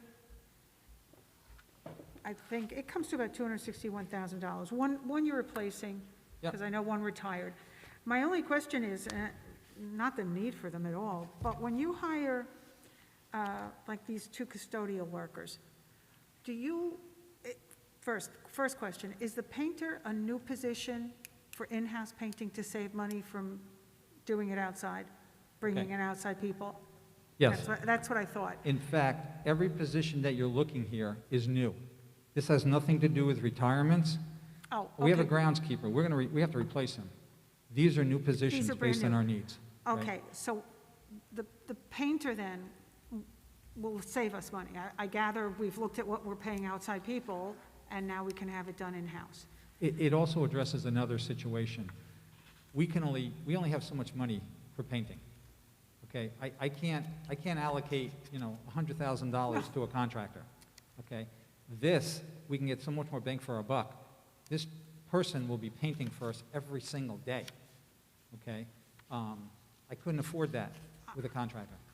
I think it's great, and that was going to lead me to my other question. Where you have the other custodial positions that you're now hiring, when you look at these people, do you see if you can find people that are carpenters, have plumbing experience and other experience so that there's more things we can do in-house? Absolutely. In fact, we have to canvass through the civil service, process. Our primary concern is to find somebody who's on the list that is competent for the main goal, the main job that we're hiring them for. They may not have any other skills, and that's okay, because what we've done, Walter has done a tremendous job with regards to training his staff in different specialties. I would tell you right now that virtually every single one of those gentlemen and ladies can do multiple tasks outside of their main title. And that has, yielded benefits for us. His budget has stayed consistent, even though the buildings keep getting older and older. So we are doing more with less. That's great, thank you. So, Harvey, thank you for this. Very good information. Actually, good in terms of news as well, right? The fact that the state is finally coming through to meet its obligations that were set many years ago, albeit giving us a portion of what is due the taxpayer and has been due the taxpayer for years, it's good news. They need to do more, and hopefully over the next couple of years they'll give us all that's due. But it's a good start. So very good news on that. Here, Mike, to piggyback on what I heard Brendan ask about the longevity of the foundation aid, I understand that the algorithm is very complicated.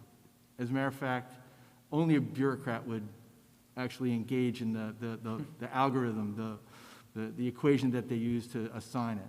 Has there ever been a case where a district's foundation aid actually reduced year over year based on tinkering with the algorithm that affects all the districts? Yeah. Are there losers sometimes? There should be, and I'll tell you what I mean by that. The big driver of foundation aid is enrollment, okay? A lot of districts, as we know, have been having decreasing enrollment over the years. What they put in place was a Safe Harbor Act, so that you never can go below that which you have received, which really hurts, I feel, the districts like us who, even though we've dropped a little bit, we were going pretty, at a pretty good clip of increasing. But they weren't rewarding us for that, okay? My feeling was, if you go down, you lose some. If you go up, you gain some. So to answer your question, no. They kept again, there's that floor that they wouldn't go below. So the floor is the minimum, and we should expect that going forward, at least beyond next school year? I would say yes. Okay, great. Yep. Thank you for that. So I think Nina asked a question about the federal aid and the use of it. I couldn't hear, and I'm sorry because of the mask, and I'm all the way down here, but it sounds like we can't leverage aid from the state as well as the federal government, right? That's correct. Yeah, so we need to find things that maybe are not state aidable that we could use that money for.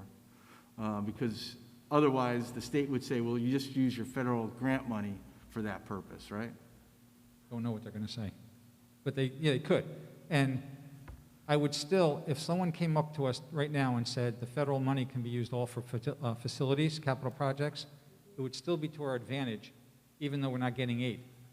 Because the need is so great, and if we do not undertake some of these capital projects, we will have to go out with a bond at some point in time.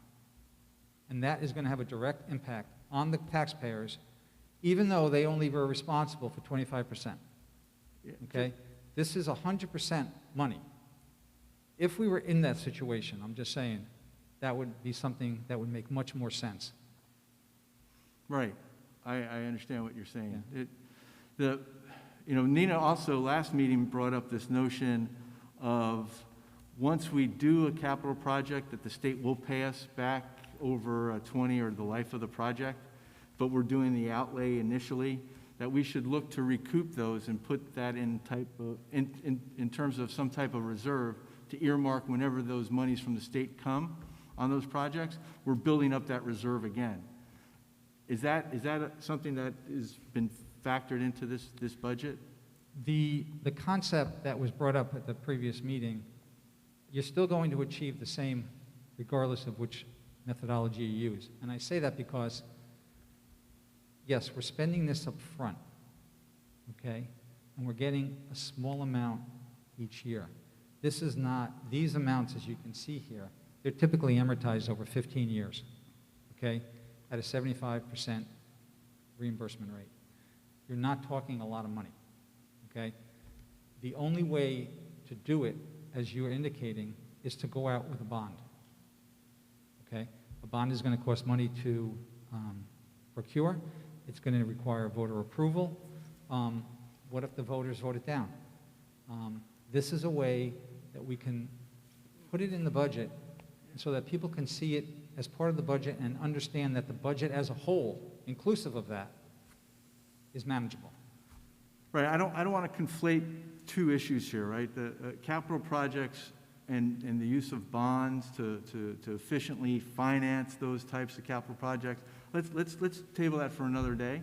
But it is an important discussion to have, because if we're reluctant to go forward with a bond because we're fearful that the public might vote it down, I don't think we've done a good enough job of our homework on what the public will or will not support. And I think as we start spending money, and we have monies now to spend, the engagement with the public going forward is going to be vital to make sure there is that public support for the funds as they get expended. So let's try to, at this moment, just separate the two concepts, but they're very important, right? Similar to that issue that we were talking about earlier, right?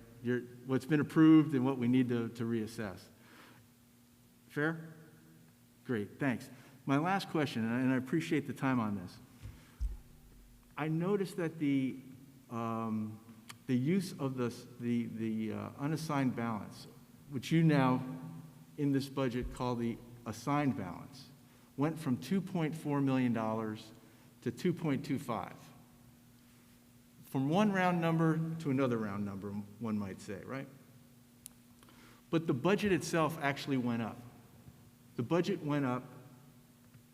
It went up as a result of all those proposed enhancements to the district's educational environment, right? New employees, new music teacher, painters. We're doing better things, all that good stuff, right? If the budget goes up, I would think that the amount of assigned balance would go up as a proportion. As someone who's done a lot of financial forecasting, normally that number would be, in my mind's eye, a percentage of the underlying budget. And it seems to me that that 2.4 million that we've been running prior to last year was somewhere in the 3 to probably 3.5% range of what those budgets looked like. This is the first time that I've seen that assigned balance go below 3%. And I wonder, is that a function of a plug number, right, as you updated the budget, or is it just a round number that 2.25 looked better than 2.4? It's absolutely not a plug number. What we're trying to do here is, remember that that assigned fund balance is a function of what is needed to fill the gap to make the budget balance. Right. So we could bring our expenses down, and then we wouldn't need as much. I could also assign more and bring that 1.79% increase to the taxpayers down a little bit. What we're trying to do here is we're trying to balance everything. Last year, the $4.1 million, which is completely not sustainable, was assigned so as to compensate or to take into account the situation with COVID that it was having on taxpayers, okay? That's right. That's good, that's important. We reacted to a situation at that point in time. But if you stop and look at that as well, it's important to note that the difference between that I believe it was 2.3 or 3.2, I can't remember, and what we could have done, the district will forever lose that money now. It's no longer it never is been put into our tax levy base, okay? So, to your point, it's an equation, okay? If you increase this, you decrease that. It's not a plug. What we're trying to do is we're trying to find a happy medium, okay? And I think that's what I really think is the beauty of this plan, of this strategy. We're getting our needs that we've had outstanding for years and years and years. We're bringing the tax levy down to 1.79, which I think is very reasonable. And again, that's subjective. Yeah. And at the same time, we're addressing a couple small capital projects that are extremely important because, quite frankly, if the situation gets to a point where we can't use the library or the auxiliary gym, we're going to have a whole lot more bigger issues to deal with, okay? So it's a balancing act. For sure. And there's 100 different ways that maybe we can do this, but this is what we have identified that makes the most sense based on our needs. So I get that. It's ironic that as the budget goes up, that the assigned balance, which is basically a way of reducing the taxpayer burden, right? That burden went up as well. In a moment in time where we're getting a windfall of monies from the state through the foundation aid. $150,000. If you went through that budget, I guess it went to the capital project? No, again, it's part of the overall picture. It's a, you know, if you do it like look at it as an equation. For instance, if you're saying, let's bring that 2.25 back up to 2.4, Right. 150, you could do it one of two ways. We could add $150,000 of something to the budget because we need to fund it, okay? Or we can drop the tax levy by the equivalent of what $150,000 would be, Mm-hmm. okay? So, you know, what we're balancing here is to bring the tax levy down further would do in my mind, two harmful things. It would prevent us from doing something of $150,000 that's in the budget right now, which could be a position, it could be the capital project. Or, not doing that would just create a situation where we're losing this opportunity. And to drop the tax levy down by that small amount, it would not be that significant. To me, it makes more sense to start balancing a sustainable and a more realistic 1.79 with what we have here in terms of being needed. Yeah, no, I get that, Harvey, and I appreciate the view. I really do. We do have a history, though, and that number's been 2.4 for a long time, and now Right. it's going below that. But we couldn't get it down. That was the problem. So I think what will happen, well, I don't know what's going to happen, but what I do understand is that you are going to provide an updated impact on the new numbers in terms of the burden on the taxpayer, right? Per 100,000. Yes. Because these are old numbers. Yes, that Right. last slide. Yep, great. Yep. Yep, good. So we'll wait till next time. Thank Yep. you, Harvey. And that number, just so you know, I will correct it on that sheet. I will put the right ones in there. And that will be posted to the website tomorrow, if anybody wanted to see it. As well, the board will receive it first thing in the morning. Great. Thanks, Harvey. That's all. Anything Okay, else? thank you, Harvey. I just had two Oh, small Brendan, follow-ups. go ahead. Sorry. So just about the federal funds again, I know and this is a bit of a refresher. So it's coming from two sources, the American Rescue Plan and the coronavirus, et cetera, et cetera. So that's $5 million total. Do you have a breakdown on how much is coming from which one? Yes, I have that. I don't have it in my head right now, Okay. but I can get it to you. So that's really a setup to something else. So I believe it was the American Rescue Plan, and correct me if I'm wrong, that stipulated that 20% of that would go to making up academic gaps. Yes, right? they use the word learning loss. Right. Again, we're waiting to see what that means. That one's more easily to kind of figure out what they're talking about, but we have to wait. But yes, 20%. Okay. If I can make a request, by next time, if you could just have that number, I just want to get a sense of how much we're putting aside for the learning loss. Right. And then the other part, so the Safe Harbor Act, I know I keep going back to this, but you brought up the Safe Harbor Act as establishing the foundation aid as the ground floor. Yeah, no one loses. So I know I can just as easily go home and do my research on this as well, but can you give me a little bit of the detail? I want to understand how sure of a thing this is. Is this something that legislators can reverse if there's no political will, if the political will is to do that? Or how much protection do we have from the foundation aid not decreasing? Do we have legal protection based on this Safe Harbor Act, or is it more of a political will? There isn't a single district that has protection. Any legislative action can change anything at any day. And Harvey, I would add, for this year, and correct me if I'm wrong, probably the most dire we've seen in a while, and we were kept even, which for us was still kind of a loss because we expected increase over time. So last year, the pandemic hits, businesses and economy tanks, and even there, we stayed even, didn't go below what our foundation aid was the year before. And that was across the state, and that was still an outcry because everyone was expecting to go up. And Harvey, I think one of my first meetings here said, we would have expected this, so we had to build in this cushion in our existing budget. So that's how sure I am that dire of dire, we were kept flat this year with the pandemic hitting the economy. And I do remember the first time I was in an advocacy meeting, there was, the language was, this is an extraordinary affront to public education.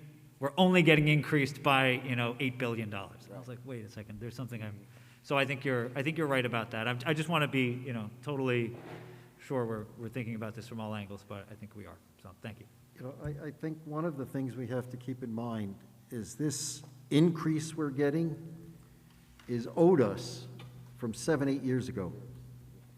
So it's not like they're doing us this big favor. It's nice, don't take me wrong.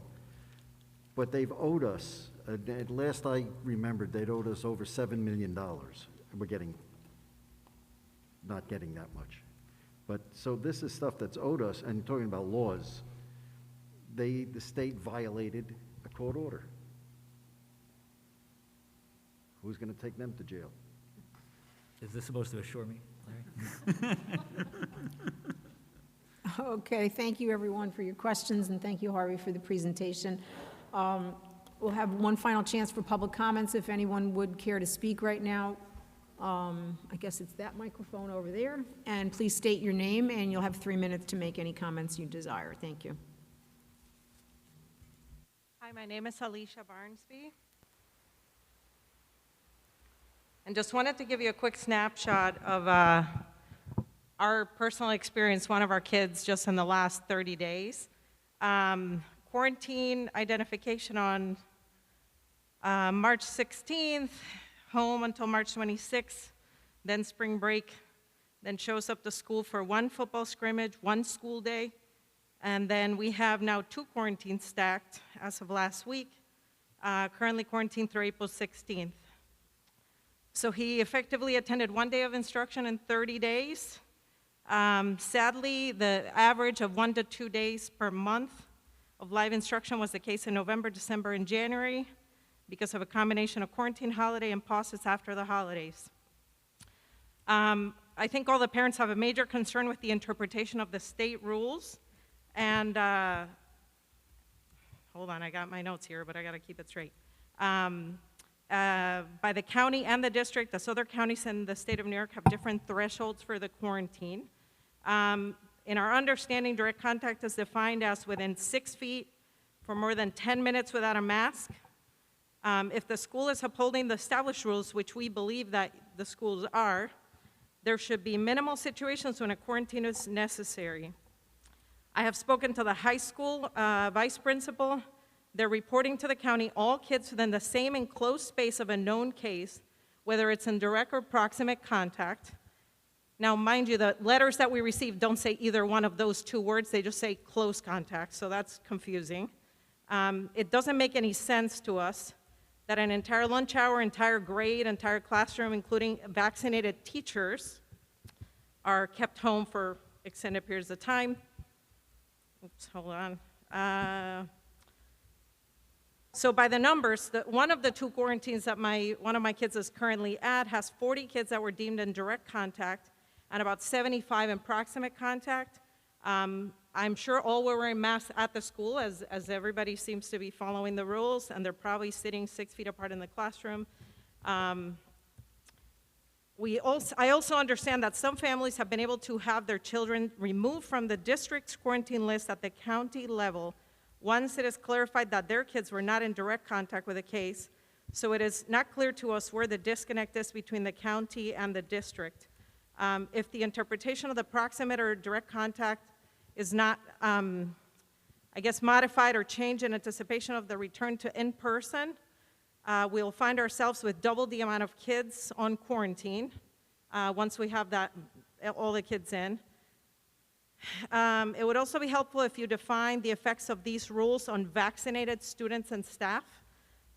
For kids over 16 and adults that are having the vaccine, it should help eliminate the need for quarantine, should reduce the amount of times an entire grade is out of school, like it has happened at the middle school many times, primarily because the staff is subjected to the same unreasonable thresholds of quarantine.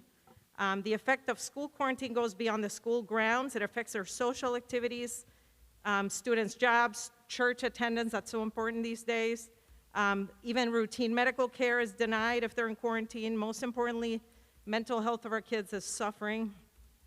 Mr. Date, I know you mentioned at the last virtual meeting that there's no real evidence of the spread of the virus among students as a result of exposure in the schools, and I apologize if I'm not paraphrasing that 100% correct, but we ask that you continue to advocate for reform and common sense at all leadership levels. Thank you for what you're doing.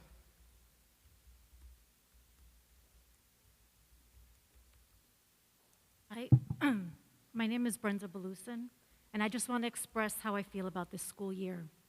While I can appreciate the efforts made at the start of this school year, I can honestly say that since then, I have felt nothing but frustration from the district. 2 days of in-person learning is basically what our kids received for the first 6 months of this school year. For the other 3 days of asynchronous learning, my kids were done by 9:30 a.m. At this point, if we are lucky enough to get our 5th through 12th grade students in person 5 days per week at the end of this month, that will not change the fact that they have lost an entire academic school year. Currently, I have a senior here at the high school and 2 middle schoolers. I'm going to focus on my senior because she feels it the most. My daughter is also an athlete who reached out to the administration because she wanted to see if the school would allow a senior night. Now, anyone involved in athletics knows what a big night this is for any senior and their parents. She was told by administration that Section 9 does not allow any spectators at all. So no senior parents would be allowed into the gym, not even for a picture. The problem is that you had other Section 9 schools celebrating senior night for their students with parents in the gym watching their kids play. We know this because these celebrations get posted to social media, so our kids see it. Cornwall could have chosen to follow New York State guidelines regarding spectators rather than Section 9, but they didn't. And why is that? For me, Cornwall picks and chooses which guidelines to follow because they need to blame something for something not happening. It completely allows you to sit back and do nothing and then have something to blame for doing nothing. In that same email response that my daughter received, she was told that the students and their parents need to start thinking outside of the box in terms of celebrations, but then take it off campus, because if the school is involved, then they will have to put a ton of restrictions. Now that's being honest, but to a high school senior, that also sends the message that the school does not have a willingness to do anything for you. So the school is advising its students to do something that the school itself has shown no willingness to do, which is think outside the box. As a parent in this district, I am completely disheartened by the lack of effort being made to address the social and emotional wellness of our students. Although I have given up on the academic side, Cornwall can still do the right thing from an emotional and social aspect. Bringing the 5th through 12th grade back full-time should not be presented as a dangling carrot, presented to us as, make sure you behave on spring break or else. We are all members of this very small community. A lot of members of this administration forget that we see you outside of work.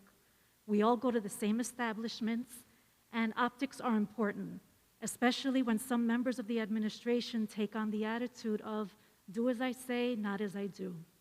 I used to have a lot of pride in this school district. I really thought we were one of the best. I am honestly embarrassed by where we are today.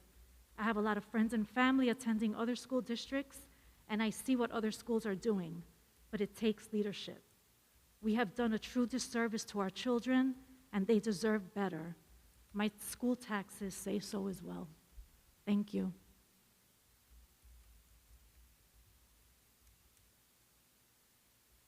Again, Brian Colsant. I wanted to explain a case of my son, who's a cross-country runner. So there was one positive case on the modified cross-country team. In a video from Dr. Gelman, where she engaged with local legislature on March 23rd, she mentioned that as a cluster of cases, not another term, a cluster, but for the team, according to Dr. Gelman. But there was no team transmission, and the positive case hadn't attended practice for 5 days prior, then tested the following day with a positive result. We only know because she's a close friend. So my son was initially told he had to quarantine from the Cornwall Central School District.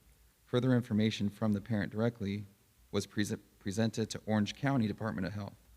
They cleared him from quarantine the following day as he was not close contact and therefore not requiring the mandatory quarantine.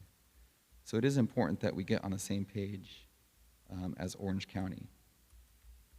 In reply to the question of direct versus, or close versus proximate contact, and reporting to Orange County Department of Health, Terry Dade replied on March 31st, good afternoon and thank you for your email.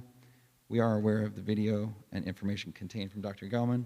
Unfortunately, she did not explain the full extent of what this would mean for districts. I asked her directly as a follow-up, and she explained that we would essentially be divorcing ourselves from the support, guidance, and liability coverage from the Orange County and New York State health departments. In essence, we would be passing our own health guidance from our district In addition, we have inquired with our medical director and legal counsel, and they have the same interpretation. We will continue to advocate for common sense quarantining on behalf of our students. Thanks again. So that was March 31st. And then in reply, could you please state who the Cornwall Central School District Medical Director is? Also, common sense quarantining, what that means. And if the school district adopts the CDC guidance of 3 feet as opposed to the strict 6 feet that they came out with in April, would we be considered divorcing ourselves of Orange County and New York State? To which on the 1st of April he replied, "Good morning. Our district medical director is Dr. Belasco. Common sense quarantining is the quarantining that I believe should be taking place, but is not supported by Orange County Department of Health. This would entail quarantining of close contact individuals and not every student in a very large cafeteria. Our medical director is not doing this because it is not supported by Orange County Department of Health, nor New York State Department of Health at this time. If we adopt the current CDC guidelines of 3 feet social distancing, it would not be with the support of Orange County Department of Health, nor New York State Department of Health. However, as in the case I demonstrated with my son and the cross-country team, it's clearly something that they're willing to entertain. Not every parent has the ability to advocate as myself and my wife can do for our son. So I just encourage that we try to, again, when we talk about common sense, that we use those guidelines from the state and CDC to try to bolster the argument and choose that path for our students. Thank you.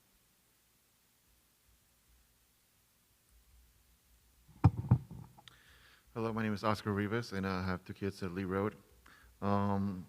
First quick thing that I want to address for the community is, for next year when planning the board meetings, could we communicate with the town so we don't have them on the same nights, so that we can participate in both town board meetings and the school of education meetings, so we know what's going on in our community.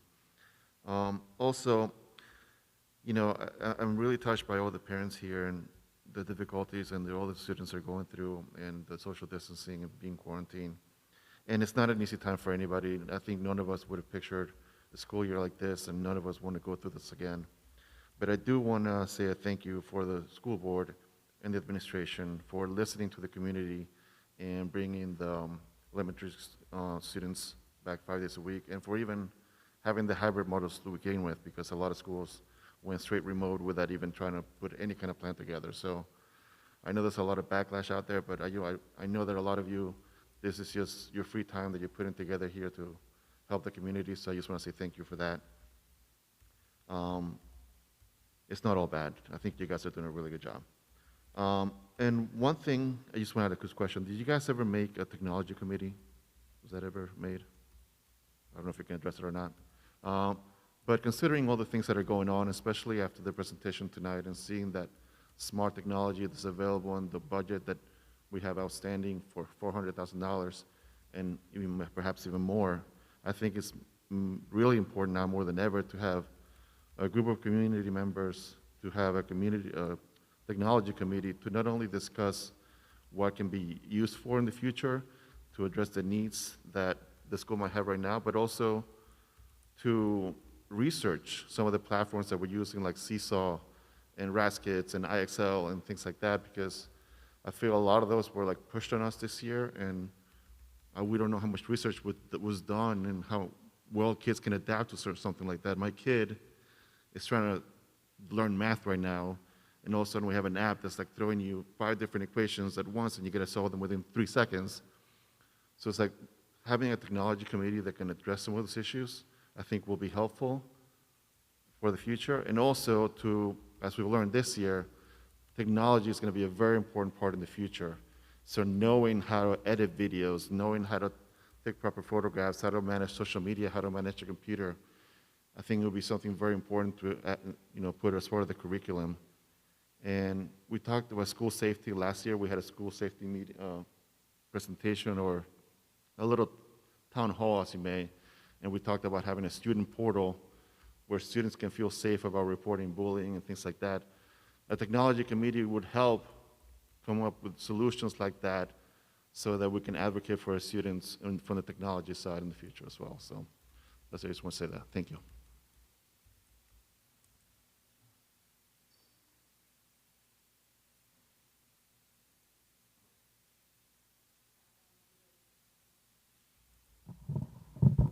Can you hear me? Yeah.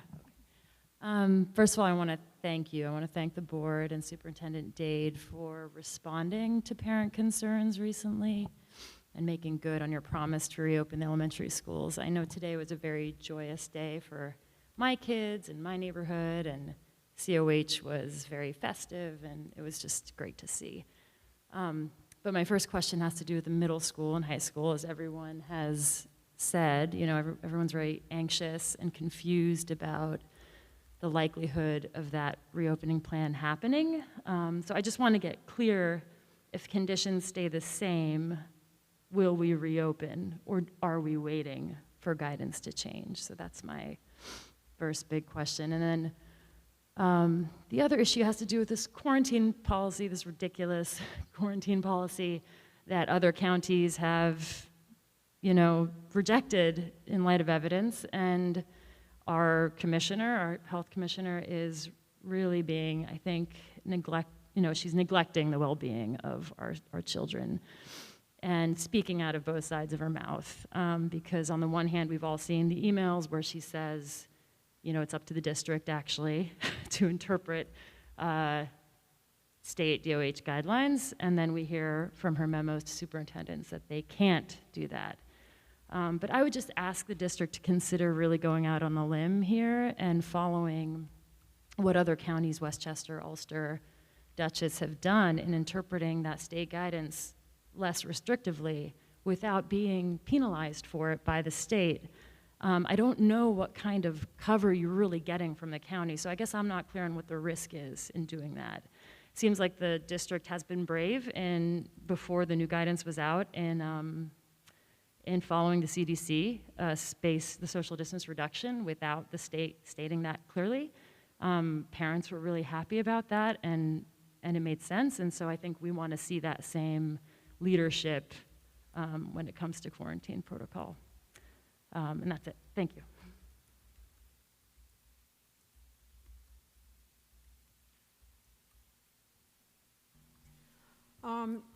Due to the late time, I'm going to suspend closing comments from the board. We've actually been here since 5:30. We started with an executive session prior to the meeting, and we have another executive session right now that we're going to go into.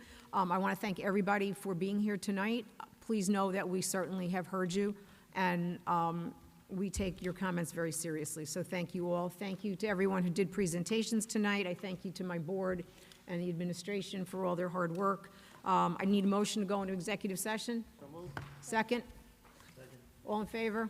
Aye. Opposed? Abstentions? Motion carried. There'll be no regular business decided at this executive session. We will then come back, probably out into the hallway, and just close the meeting. But we don't take part in any regular business in an executive session. So thank you all. Have a good night.